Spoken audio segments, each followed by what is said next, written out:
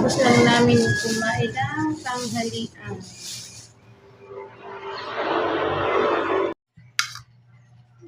$11:51 na ng tanghali. Ngayon ay gagawa tayo ng ice candy. Ice candy ni Viva. Grabe yung puti ng buko. Kitang-kita niyo. Kailangan na magkulay ng buhok. Maputi ng ating buhok. Kailangan naman natin gumawa ng ice candy kasi malapit na ang ating due date sa June 8. Sa June 8, makaka-apat na hulog na. Apat na hulog na.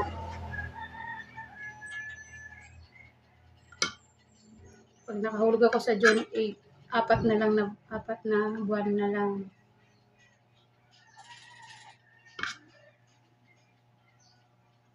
Karaos din sa paghulog ng freezer.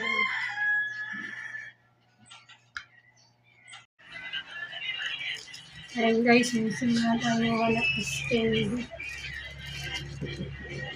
27. Ice candy.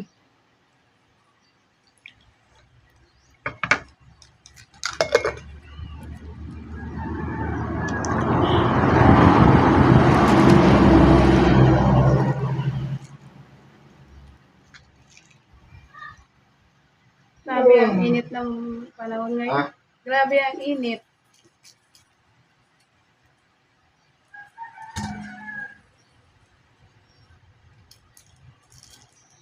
Araw ng Friday, bukas Sabado. Palengke din na naman bukas na nabuha. Ewan ko lang kung mabibili ako. Kasi meron pa naman.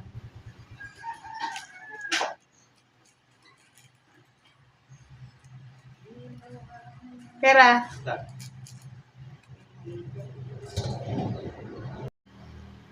Salita pala ako ng salita. Si Insan, tulog na.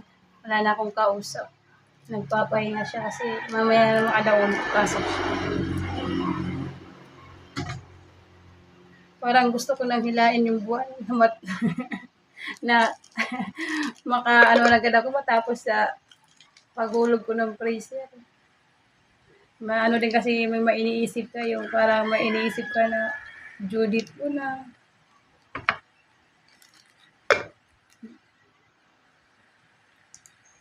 Matapos na ako sa babayaran ko, hindi naman kasi pwede siya na kuhanin ko sa tindahan. Kaya gumagawa ko ng paraan at least hindi ko siya kukunin sa tindahan yung pambayad ko sa freezer. Hindi kasi siya pwedeng yung sa tindahan, bawasan mo talaga. Mawalan ako ng pang-rolling niya.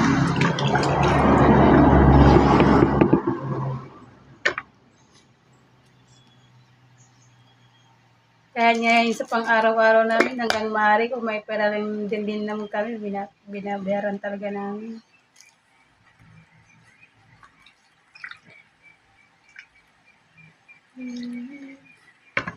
Minsan, alauna na. Tulog, ano na, pasok na.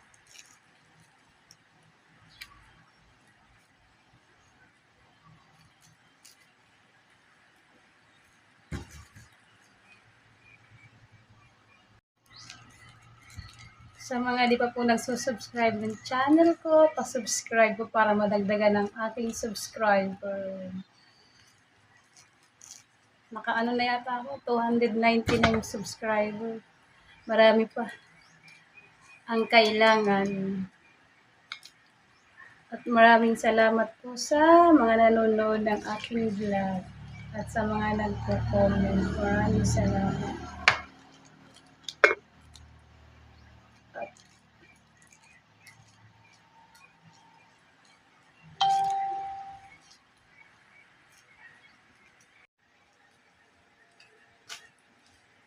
Pag ganitong oras, nakakaantok. Kaya mas maganda na pag umaga ka gumagawa kasi pag umaga hindi nandun din yung trabaho sa loob ng bahay. Kaya So, kailangan natin magtiyaga.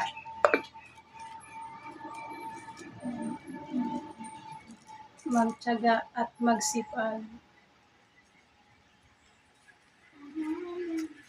Bibel, tulungan mo nga ako dito magtali ng ice candy. Paano niya kaya itatali yan? Tawag ka ni mama mo.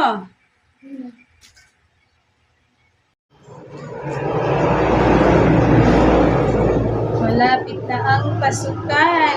2 linggo na lang ata, pasukan niya. Malapit na si Tantan pumasok. Di ko pa siya naipamimili ng gamit. Ewan ko kung kailan bibili.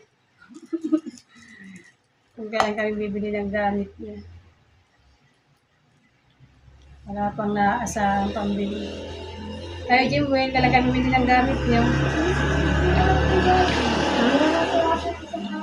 Oh. Nasagot sa'yo. Tantan nga, hindi pa eh. Kailangan ngayon mamili na kasi pag dating ng marami ng tao. Marami nang mamimili, siksikan na yun. Sino bibili ka ni Daddy? Ewan mo kay daddy mo. Kaso nga lang ngayon, wala pa namang pambili, no, Jimwell? Pero ikaw pa rin mag-aaral.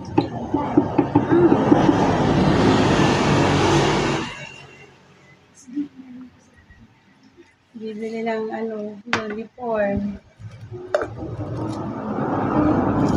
Sapatos.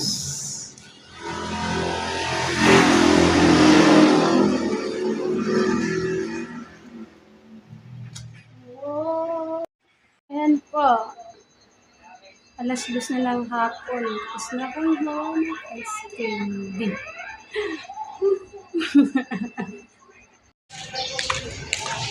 Ayan po, andito na kami. Magna-night market kami.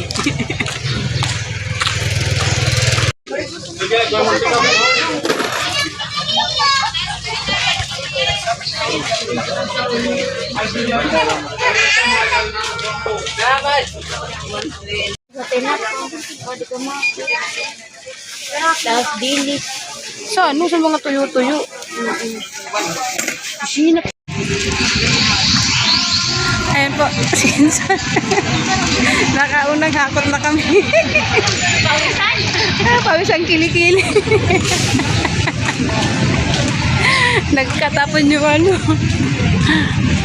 Ano masabi? Ayan po, karating namin ng galing palengke. Kain na kami. Parehas mga sinisipon. Ayan po, bukas na tayo ng tinda. Nanay tayo magbukas. Puta.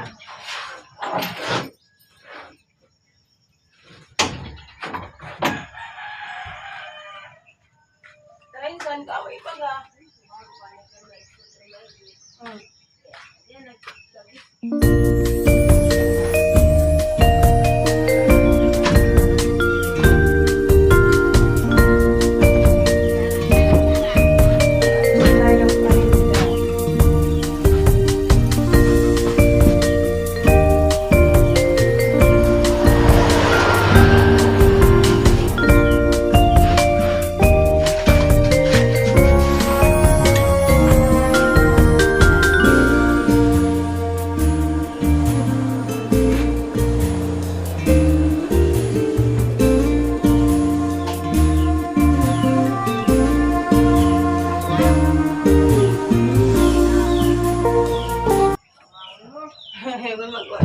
Ulit na pati.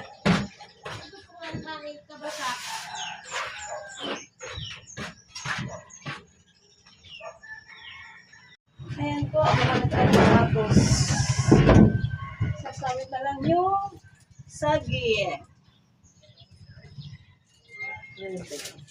Ha?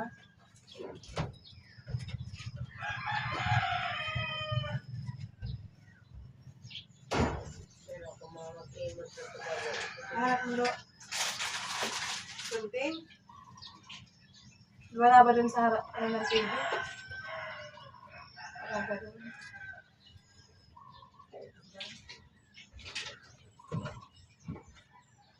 Ano sabi ni Kaylin doon sa pasalubong? Oo, misi sanay. Bago pa ko na nagulat ka. Sa, Kaya ako may kaon mo. minsan na siya na niya ang pasalubong. Mga ni kinaon sa ko eh. Why? Ito. Ato mo gusto ko ba? Ayan po, tapos na ako mag-display. Oh. Paano na sa drink ko?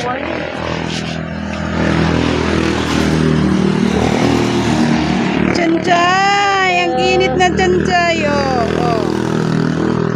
Babay na! Bye-bye daw, bye-bye. Bye-bye. Napasilong. Sa bawat araw may pagsubok, kayang-kayang lagpasan. Magkilala ka lang ng kalimutan.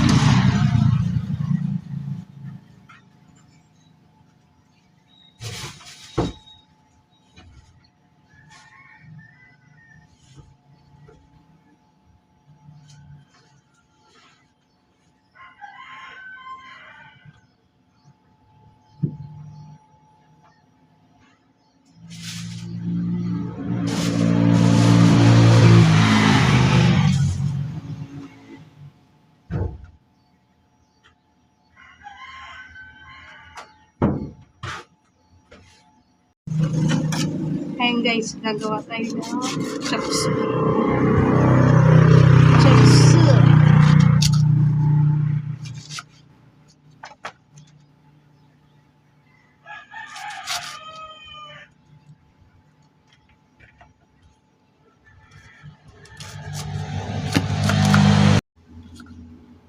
Ang chops.